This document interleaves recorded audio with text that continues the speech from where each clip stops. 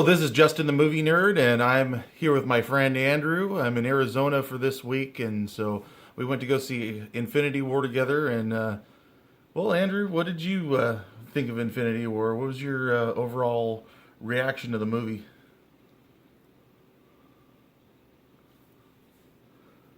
It was amazing. It really was.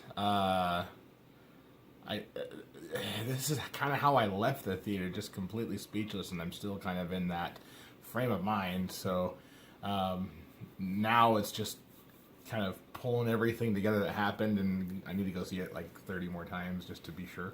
And we might actually go see it one more time before I leave here. So we'll see. But anyways, yeah, I definitely agree with that. There's a lot of things I didn't expect in it. There's a lot of things that surprised me, and it was very entertaining. The first thing I'd like to dig into is, and we're going into spoiler territory because this is a spoiler review. So if you don't know that by now, Off now. turn it off. This is your final warning. Final warning. Spoiler. Okay. Right. So. Go. So, as in, let's see, what did we start with talking about? There's so many spoilers. Well, Loki at the beginning. Yeah. Did you expect anything to happen to Loki in the beginning? I could have seen it go either way. I think he's a little too weak in the sense of caliber of like where Thanos and his Black Order is. And so I didn't see it a very good outcome from him regardless of which way it went, because at some point I think it was going to happen. I think it was inevitable. Well, and, it's like he's already failed Thanos before, so Thanos knows him, and he knows what he's capable of, and he knows he betrayed him already. So why would he even give him a chance? And you saw it in the trailer. I mean, a lot of people were speculating that it was going to happen, and even though I was speculating it still shook me, because you grow to just love Loki as a character. Whether you love him or hate him, like you're kind of with him along the way. Yeah, and in that particular part too, I mean, he had a redeeming quality. You kind of think he's going one way, and you're like, oh, not again. Yeah. Even Thor was like, what does he say? He's like, you really are terrible, something like that.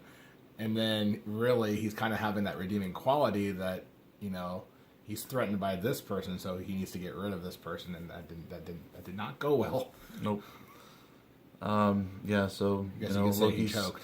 Tricks were yeah. Sorry.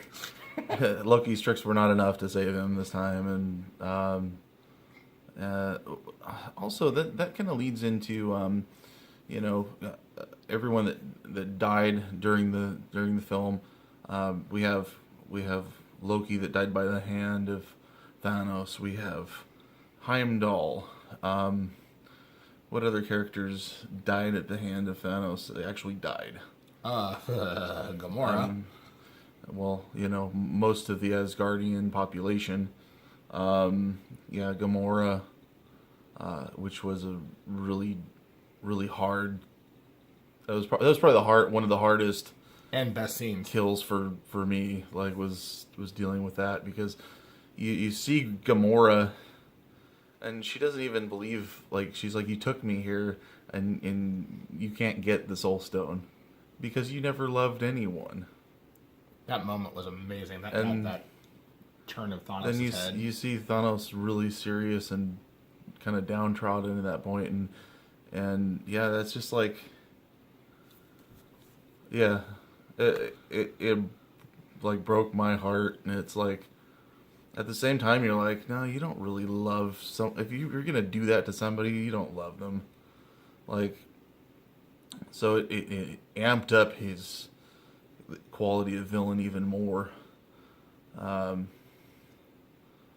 It brought a really humanistic, relatable sense to this villain. I think that goes by far being one of the best villains, just because it showed so many dimensions that you don't expect when you really bring into the fact that if you look at it from one perspective, he's not really a villain, but at the same time, because of his mission, what he full on believes, and everything about him is dedicated to this particular, need to eradicate, partial life just so the universe can survive. You can almost relate with the fact, like, you see where he's going. It's like, it's not, my thoughts aren't going very well. It's okay. So yeah, this is our first time doing like a discussion like this, so it's pretty cool actually. It's kind of fun to test it out. It's a whole new world. Whole new world. Yeah, but no. Where do we go off from here? Because I can edit this part. Right. Kind of like Gamora, we kind of fell off the cliff there. So we're talking about deaths and villains. So as far as the deaths concerning when Thanos snaps his fingers, the other thing I was going to bring up is what do you think the implications of that means? Are they going to hence not exist at all? Because you see them at the end of it, you see the characters that survived, and they remember those characters. Right. So they still exist, so they are basically dead.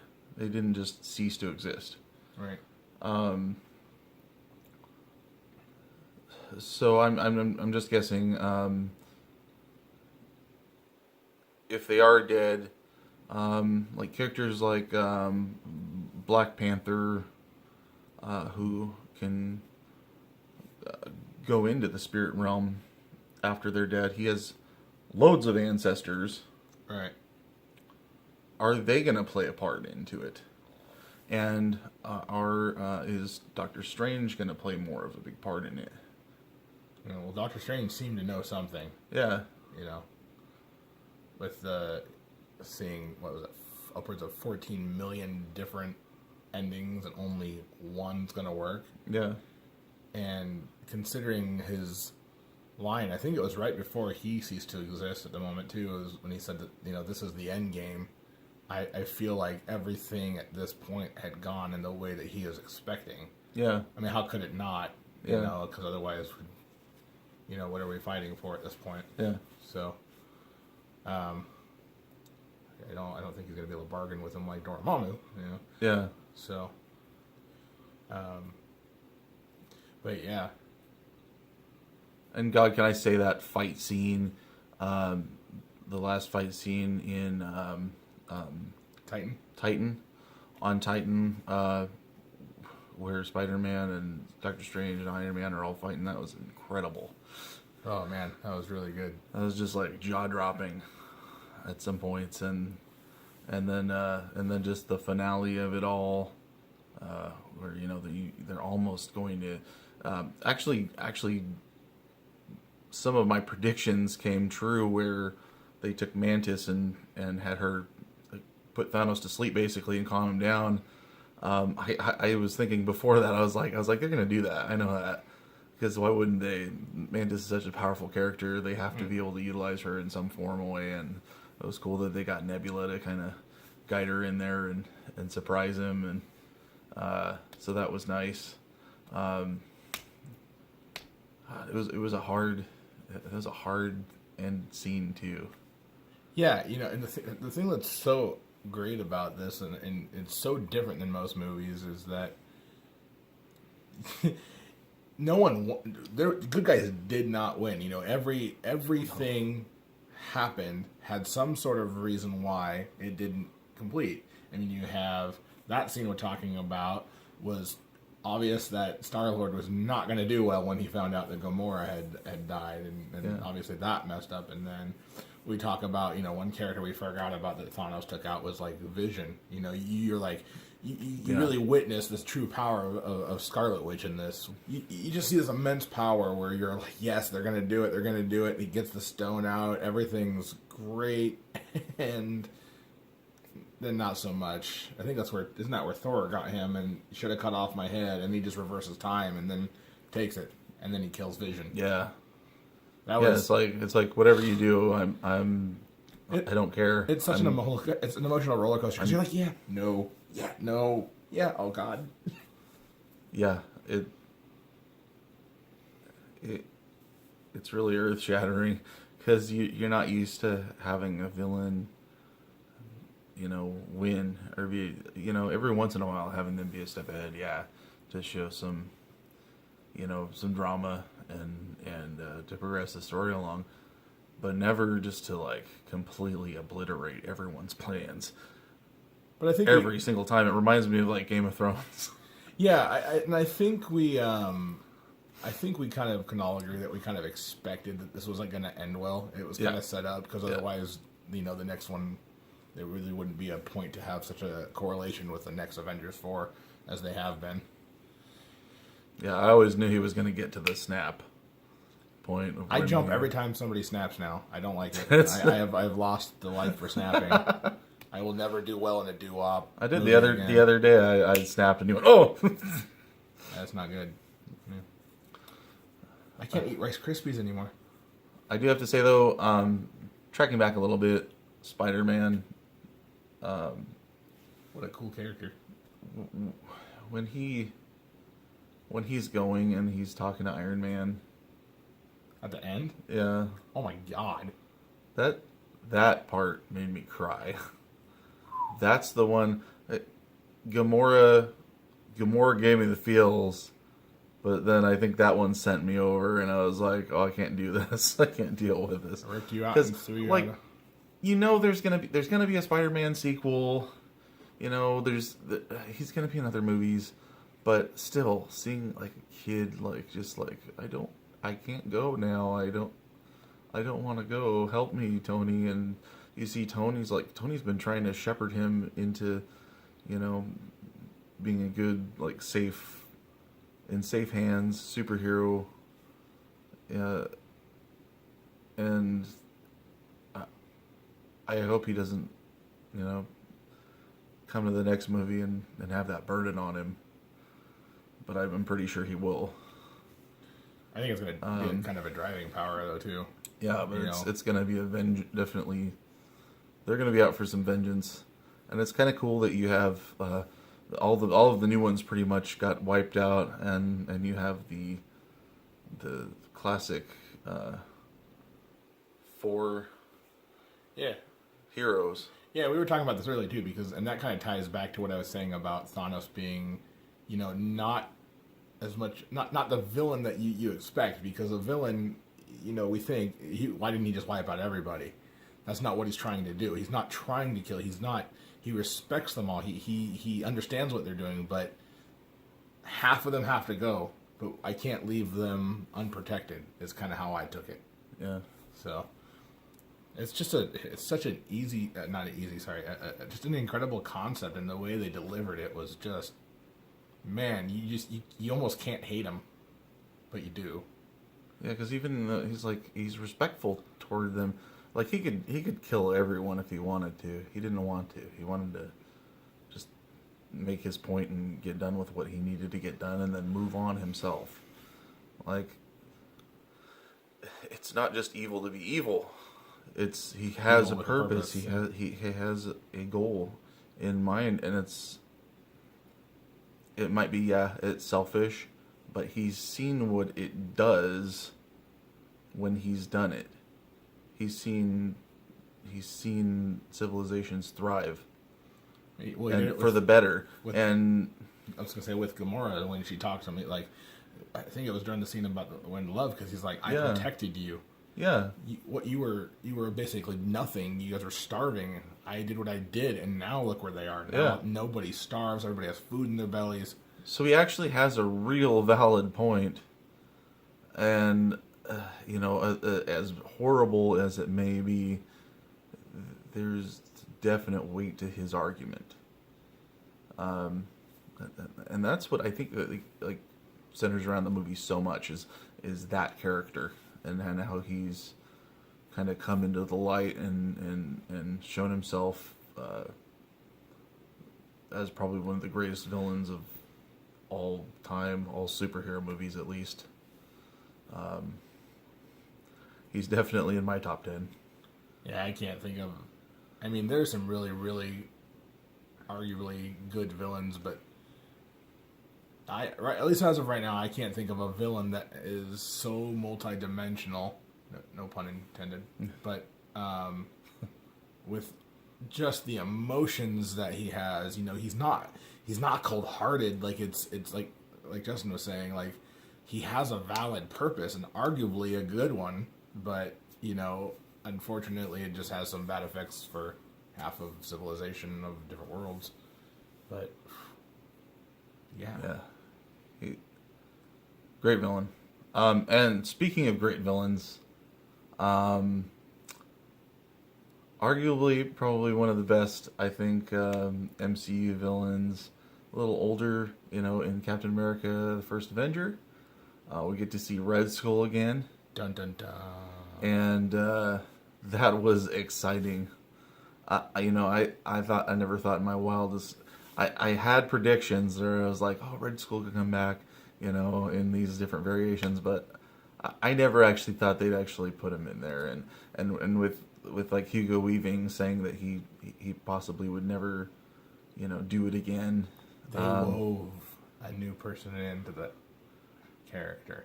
It was perfect. I like the actor too. I liked what he did with it, and we didn't get to see him much, but it was just a nice little treat to kind of just bring you kind back. Kind of a cool integral part.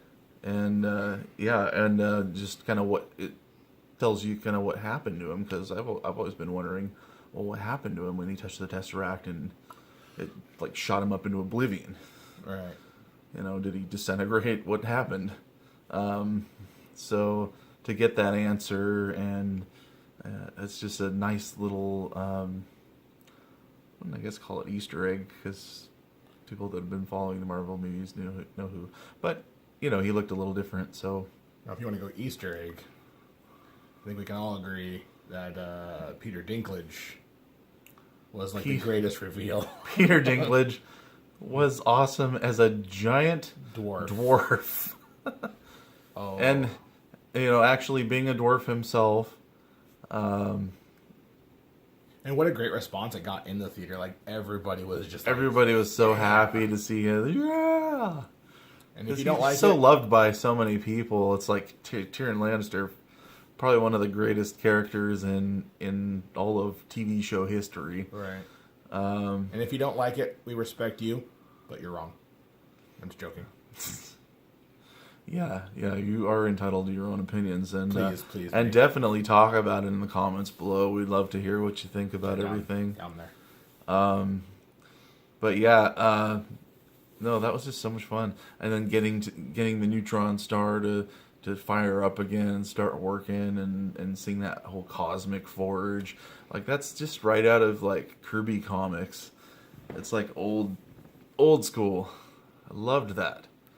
And I love that they're doing more of that with like Thor Ragnarok, and seeing like Hela's crazy costume, and yeah, I like that they're digging into some of the old classic kind of digs. Oh yeah. And then, man, and the things that I really liked about the movie, otherwise, is like just we have some things that we've talked about, but I think for the most part, for having such a major cast, the one kind of apprehension I had was there's a lot of people in this movie, a lot of people, and a lot of really good characters, and like how are they gonna do everything? But for the most part, I would say I'd put a number on like 98%.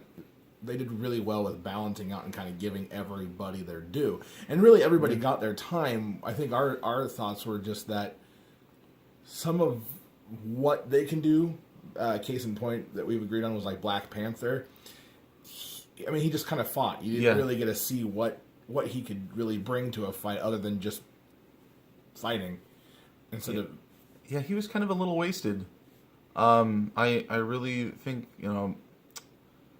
power levels aside, like they haven't really been very accurate with any kind of power level or anything. That's really deep cut kind of stuff that nobody really cares about except for really extreme comic book nerds. But like him. Like me.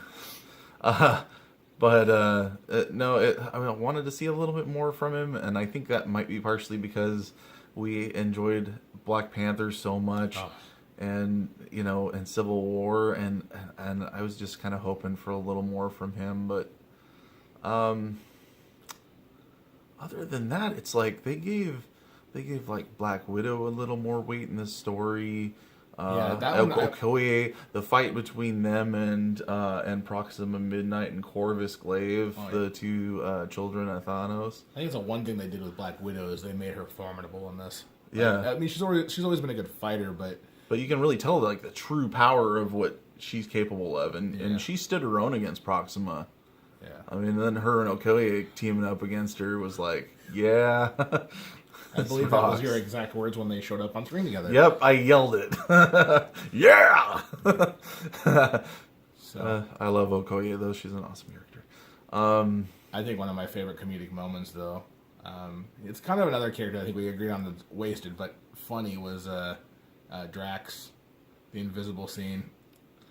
I lost it. Yeah. That was such a funny scene. Yeah, I love it's- Drax. It's funny. It kind of brings me back to like Guardians 2, where the humor was a little bit more prevalent than the first one, and they kind of try to make him like this comedic relief instead of having him as a big threat. Really, it almost takes away the threat from like Drax. It's like he's not really that big of a presence because he's so goofy and silly. It's like I think that's one thing I really like about him, because he does really well with it. Batista does awesome in that role for his acting ability, but it does kind of bring his character down a little bit whenever he tries to actually fight someone, or I don't know. He's just, I don't take him seriously anymore. Squidward. Squidward. Hey, I'm looking at the camera. Yeah. Ebony Maw. Ebony Maw. That was a cool character, man. Really cool. We really enjoyed him. And we just, if you haven't seen it again, if you're still with us, Hopefully you are. It's been 24 minutes. yeah. Sorry if we ruined a bunch of the movie for you, but we warned you. But Tony started calling him Squidward. Well, most of the theater actually lost it. It was a good call, but he was like out of the Black Order. He was the coolest character. I really hope that maybe somehow we haven't seen the last of him, even though he did kind of get sucked into the space. Just the amount of emotion. He's almost scarier than Thanos to me. Yeah, he Like- is, because he is inherently evil. Yeah. And he is selfish, and just his piousness, his righteous, the way that he holds himself, saying like, you'll be Will be honored. Honored. I can't remember the line. or something by the Black Order and Thanos, and like he keeps on saying this thing every time you see him with a different civilization going through that same motion of them putting them in the like It's just a thing for him. shooting range basically, and Now that he's cold-hearted because there's like no emotion. It's just this is what I'm here for. I'm going to do it and don't get in my way. that made me like shiver inside a little bit when I kept seeing that, though. It was pretty excellent, and that voice actor did such a great job. Yeah. So I'd love to see him again.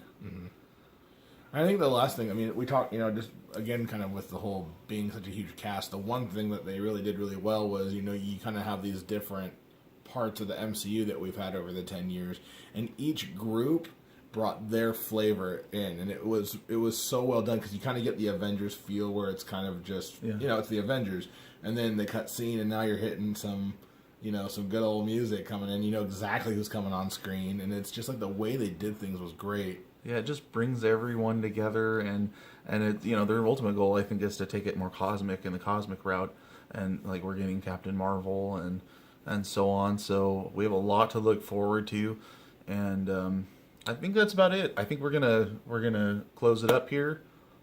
Really enjoyed that you came and checked out our video. If you'd like to subscribe, please do it.